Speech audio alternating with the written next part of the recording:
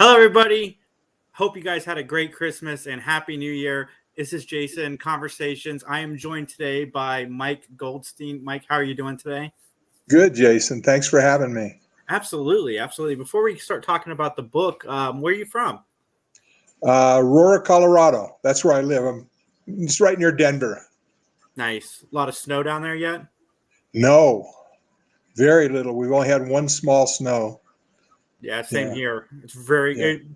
Today is like 70 degrees. Yesterday it was freezing.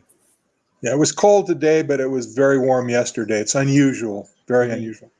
Yeah, especially we're coming on January now, and we haven't really had any winter weather, at least not in Ohio. Right. What made you want to be a writer? Well, I've always been a storyteller, and I'd never written a novel, and I'd written a lot of articles for business opportunities and things like that I've been in, and basically I wrote a book on what I'd been doing for many years, and after I wrote that book, I felt that at this point I could write another book. So my former wife and my daughter thought I should start writing stories that I told my grandchild, my grandson, my oldest grandson, and that's how it got started. Nice. So what did you do before you became a writer? I did management consulting, business consulting, personal consulting, that sort of thing. That's awesome. That's so cool that you would go from that to this. I love that. I'm actually with my friend. We just interviewed Nancy Stafford, who was in the show Matlock.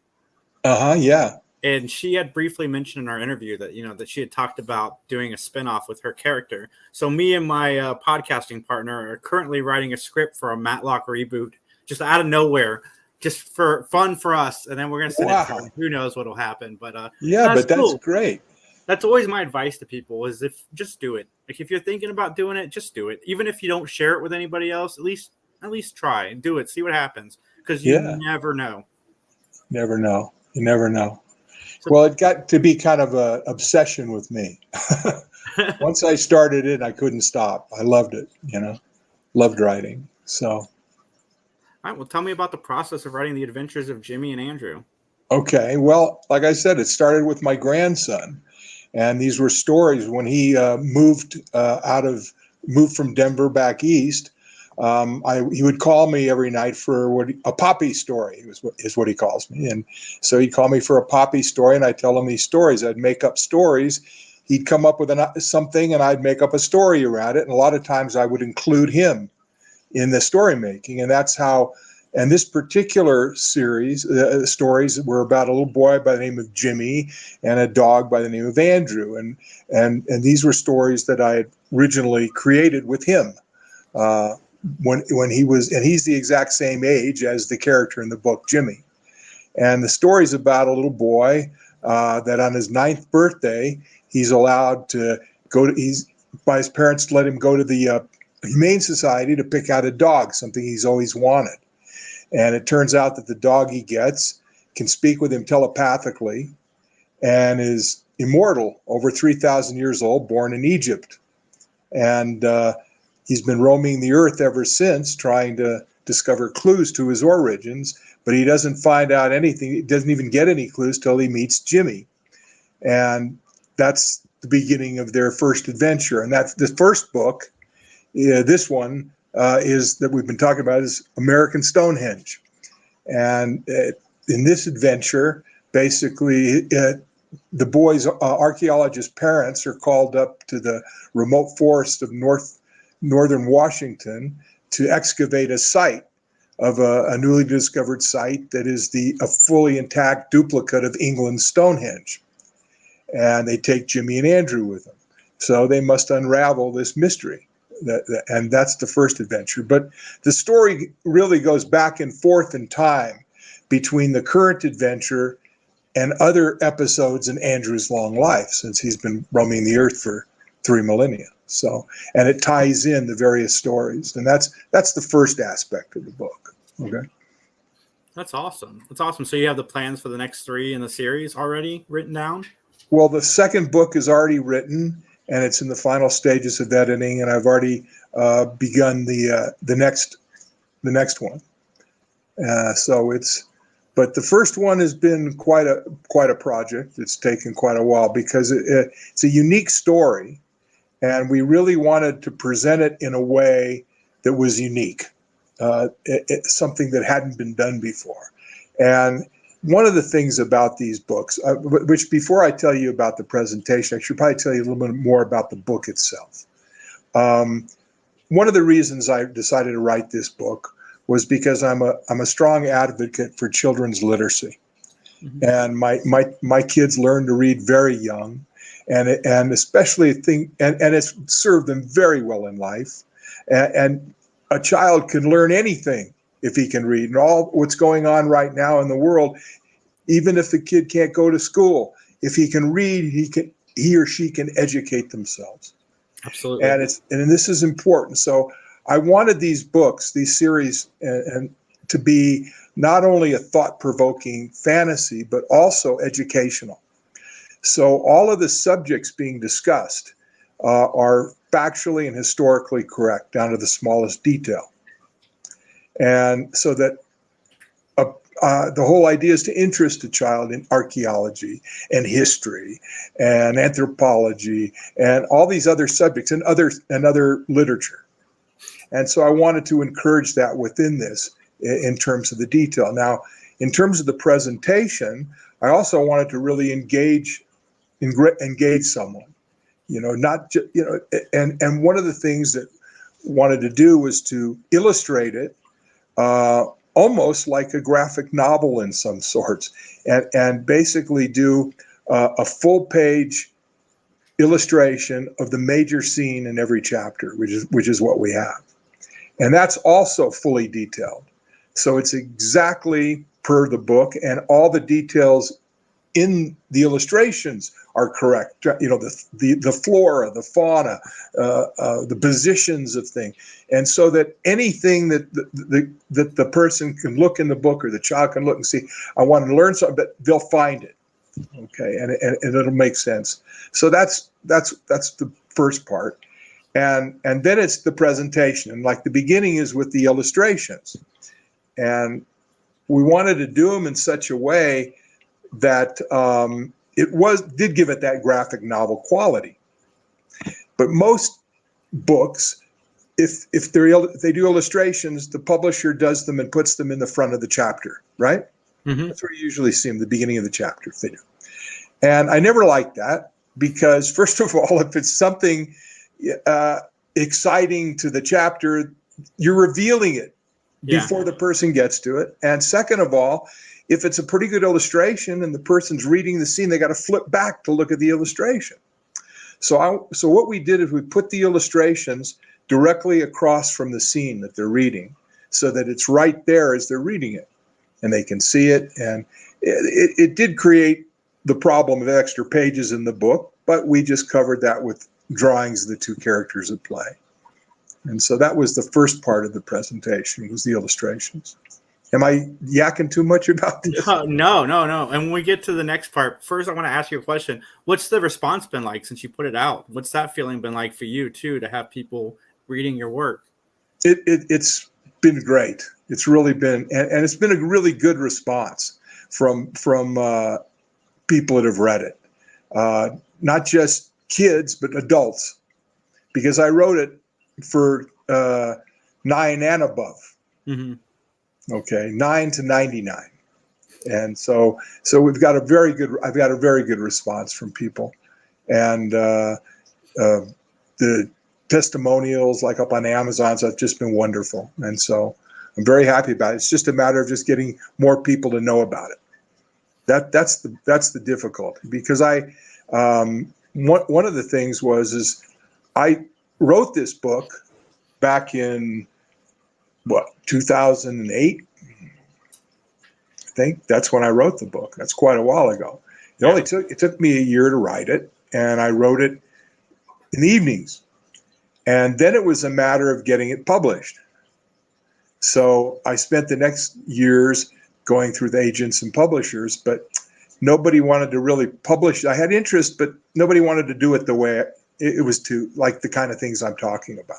Yeah. So I finally, I figured if I want to get it published the way I want it and done that way, I have to do it myself. So I started my own publishing company, and that was a real project to really, yeah. The first part was finding a good editor, because I had a lot of eyes look at this. I've been through it thousands of times, the first book, but if I'm going to publish it, I had to have a professional editor. So I found a woman with over 30 years experience in the New York publishing business, who not only became an editor, but a teacher. Mm-hmm. She awesome. really turned me into a writer, from storyteller to writer, really, working with her. That's awesome. So yeah, continue. So what's the rest of the process?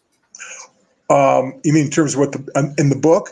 It's or the process of the writing it. Both actually. Oh, okay. Well, that was the first thing. And starting, I had to find a good editor, and like I said, she was fantastic. I thought at the time I was already working on the second book. I basically finished the second book and was just kind of going through it. That's where all my attention was. I really didn't want to even look at Stonehenge again. I just thought I could just give it to an editor and say, "Here, do it." Mm-hmm. And she said, "Well, if you want that kind of an edit, sure, but don't you want a good edit?" And I want the best. He says, "Well, then I don't know what you want. You have to write it. You have to do it." So she kind of stuck my nose back in it. And so what she would do was she would send it to me saying, "These are the problems," but I had to correct them. So the process, I learned a lot. That's where I became the writer, going back in. And the funny thing is when I first sent her the manuscript, which I sent her, of course, physically, and I get it back, and it's completely with red marks all through it. Every page had so many, I couldn't believe it. I just couldn't believe it. It was like, oh my God. And so I went through it and did it, and it was actually a lot of fun. I learned a whole lot, and I went through it, and I sent it back to her. I get it back again, all red marks, full of them. Because she would go through the book, and anything that catches her attention on that read through, and you see it, she's reading it as if she's never read it before each time. Mm-hmm. Anything that catches her attention, that's a problem. And so it would come back 5 times. We did this. Took a year. Took me as long to edit it as it did to write it.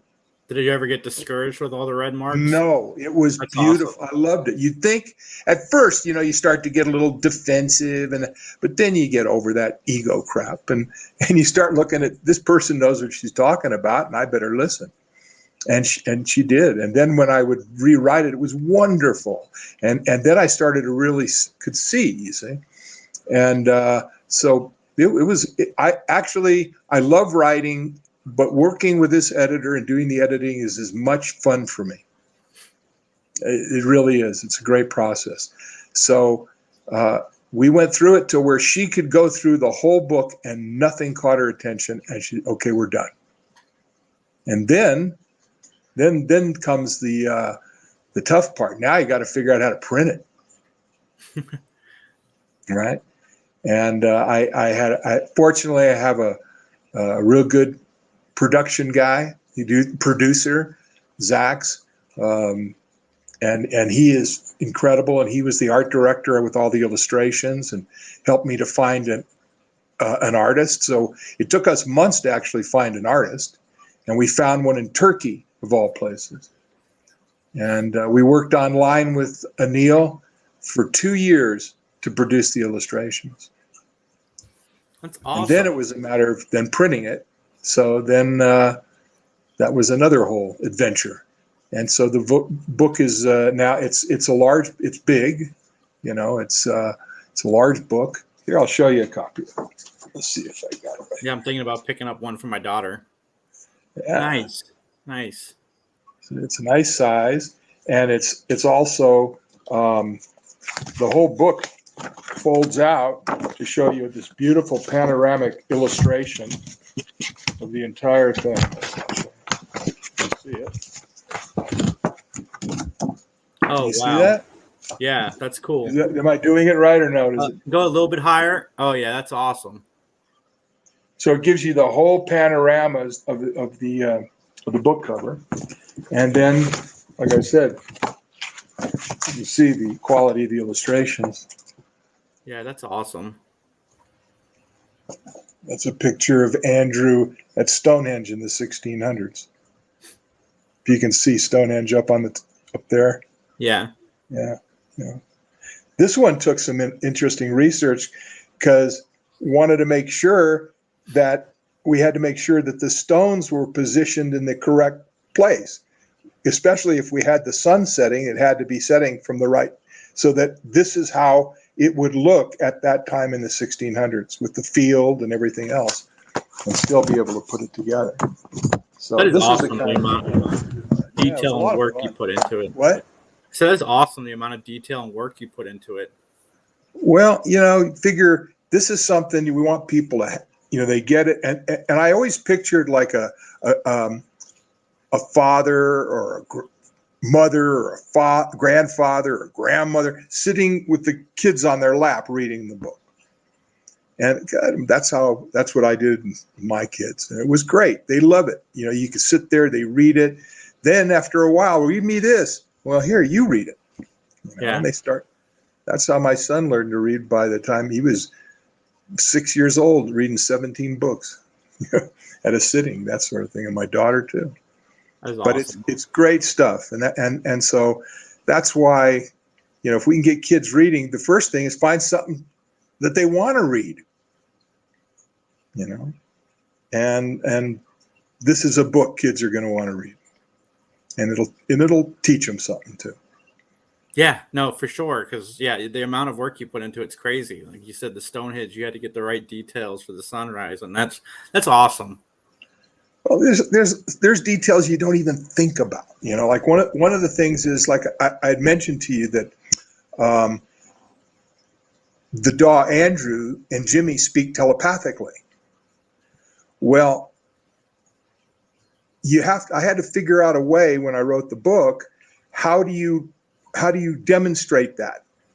How do you make that stand out? Because you don't want to always have to be saying Jimmy thought to Andrew or Andrew said silently to you. You see what I'm saying? Yeah. So what I worked out was that italics, in other words, italics in these books is only used in telepathic conversation. Oh, that's awesome. It's the only time you'll ever see italics used in the books is in telepathy. When a person's thinking to themselves, it's not. And any other things are bold or whatever. But italics is for that. So in the beginning, I found, and I tested this from the beginning with people. I had people reading this thing from the time I was writing it. And what I found was that in the beginning, you can put thought to him or he thought silently, but after a while, the person's eye just knows it's telepathy. You don't even, and I never even told anybody. I'm telling you but I don't tell. It's not written in the book. I don't tell readers. You don't have to tell them. They just see it. Yeah, no, they catch on pretty quick. So that's great. Except when it comes to printing, you got to make sure that you have a type that is easy for people to read. And the italics of that type has to be easy since there's so much telepathy in the book. So we had to come up with all these different types and then survey them with people. So we came up with the right type that people could easily read, the best one, and that's the one we use. So awesome. I couldn't believe all the details on this, but you learn as you go. I didn't know any of this stuff before I started. That's awesome. It's so inspirational too. Like I said, you business management, now you're writing children's books. I think that's fantastic. And like you said, reading is a gateway to so much education. Just simple A, B's, and C's can get you so much in this world. And I think that you're doing a great thing. Thank you. Thank you. Thank you. If it achieves anything like that, if that helps that to happen, wonderful. Where can everybody find the book? Well, right here, first place, jimmyandandrew.com. That's our website. They can get it on Amazon. But if you go to our website, there's a 4-chapter free preview of the first four chapters in print replica, and there's a special mode, presentation mode, that's just gorgeous. It covers the whole screen, and you can go up and see it just exactly, all the illustrations for the first four chapters. That's awesome. Thank you so much. And where can anybody find you online? Pardon? I said, where can everybody find you online? Oh yeah, that's on their website. I mean, any social media, Amazon? Yes, Twitter? yes. From the website, we're on Instagram and Facebook. Right. Okay. Right. Awesome. Facebook, Instagram, all that stuff. You have a very wonderful social media person, and she's fantastic. So she takes care of all that. So, yeah. But start with a website. If anybody's going to start, go take a look at the book itself and read those first four chapters. And Absolutely. I'll put the link of that in the description down below. Thanks everybody for tuning in. Follow me at 3GeeksJ, and we'll see you guys again later.